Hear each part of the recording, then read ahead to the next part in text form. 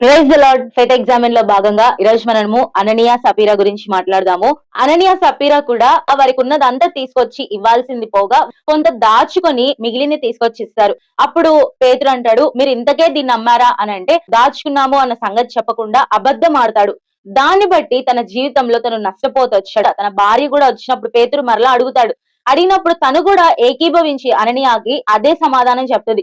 అననీయ కలిగిన శిక్షే సపీరా కూడా కలిగింది. ఒకసారి మనము దేవునికి పలానాది ఇస్తాము, పలానాది చేస్తాము అని ఒకసారి తీర్మానం చేసుకున్న తరువాత దాని వెనుక తీయకుండా మనం జాగ్రత్త పడాలి. అననీయ గురించి పేతురు అంటాడు, దేవునితోనే నువ్వు అబద్ధం ఆడావు అని అంటాడు. ఈ సంవత్సరంలో కొన్నిసార్లు మనం దేవునితో అబద్ధం ఆడాం కదా.